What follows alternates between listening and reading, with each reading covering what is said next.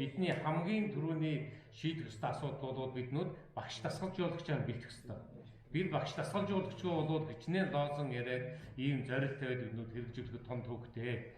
Тийм учраас биднүүд Монгол улсын 21 аймаг 330 суманд байгаа тэр бүх шатрын спортыг сонирхож байгаа хүүхэд залуучууд бүх хүмүүсүүдэд энэ шатрын спортыг нийтийн спорт болгон хөгжүүлэхэд яахаар байхгүй бидэнд дасгалжуулагч багш нар шаардлагатай байна. За энэ ажлыг бол Монгол улсын боловсролын сайд 2012 онд Отгон баяр сайд байхдаа анхны сурагчийн хөтөлбөр гаргаж ирсэн ийм үйл болж бас тэр үеэр дамжиж боловсролын бас байгууллага шатрын мэргэжлийн багш бэлдэх ажил эхлүүлж ирсэн юм байлээ. За 2016 онд боловсролын их сургууль дээр сая мөнгө жургал захирал хэллээ. Анхны дипломтой багш дасгалжуулагчийг бэлтгэж ирсэн. За энэ бол хоёр дахь арга хэмжээд болж байгаа юм байна. Тэгэхээр бидний энэ зорж байгаа Монгол улсын хэмжээнд шатрын спортыг хөгжүүлэхээр тавьж байгаа энэ бодлого зорилтын хүрээнд Монгол улсын багшийн боловсролын их сургуулийн маань энэ бааз суурин дээр энэ түүхтэй энэ байгууллагаар дамжуул биднүүд бол ирээдүйн шатрын их маструудыг бэлтгэх багш дасгалжуулагчдыг цаашдаа системтэй төлөвлөгөөтэй бэлтгэхийн ажлыг явуулах ёстой гэж ингэж бодож байгаа. За энэ ажилд санаачлаг гарган ажиллаж байгаа төгс нүүдэл клубийнхэндээ мөн баяр хүргэе. Манай Хөнгөө маяг маш чухал ажлыг санаачлаад ингээд энэ 16 онд хийгээд асарсан байсан энэ сургалтыг үргэлжлүүлээд явж гэн гэдэг бол өнөөдөр шатрт хайртай хүн болгон өнөөдөр энэ чинь талхрал дэвшүүлсэн энд сураад төгсөж байгаа 20 хүн өнөөдөр Цэнгүү багш зам энэ боловсролын их сургуулийн удирдлагуудаа талхрал дэвшүүлсэн ийм сайхан багш дасгалжуулагч нар болж байгаа гэж ингэж би бодож байна.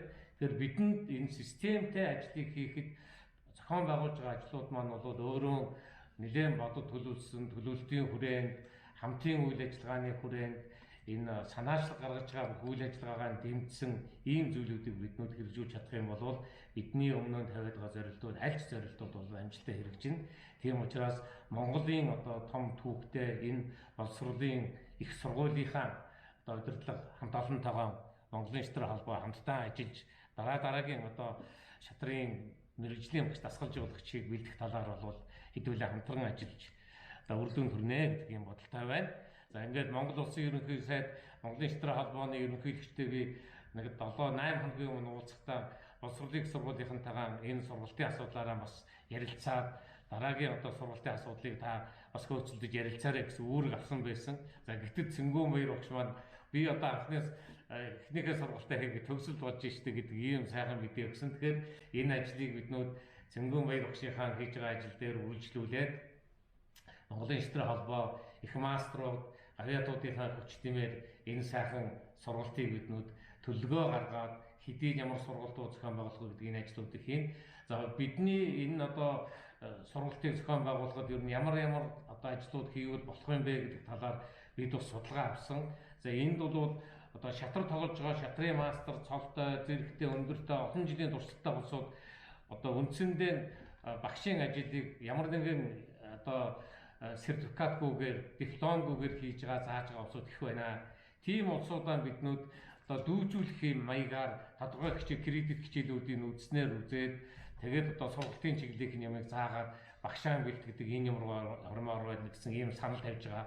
Хоёрдугаар хөдөөр нутгаас биднүүд төдийлөн ирж чадахгүй байгаа тохиолдолд захимаар энэ сургалтыг хийж өгөөч.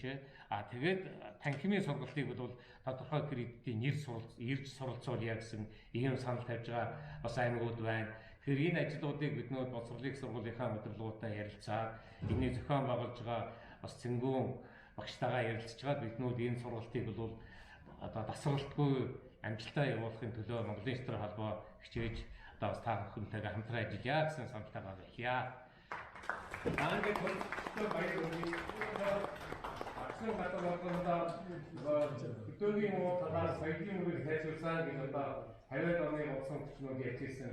Тэр сайхан соёлын шатрын спортын үеийг та бүхэн маань аксын газар болгондоо зохион байгуулж магадгүй бид та нарыг тухайн аймагт чинь сурагч багшаар ажилуулаад багш нараа бас орон нутгадаа бас бэлдэх барих энэ чиглэл рүү бол бид та нарынхаа хүч болцоог ашиглана гэж бас төлөвлөж байгаа. За энэ чиглэлээр бол та нар маань бас өөрсдийнхөө хариуцж байгаа итгэл үнэлж болсон энэ ажилдаа амжилт гаргана гэдэгт одоо итгэлтэй байна. Амжилт хүсье.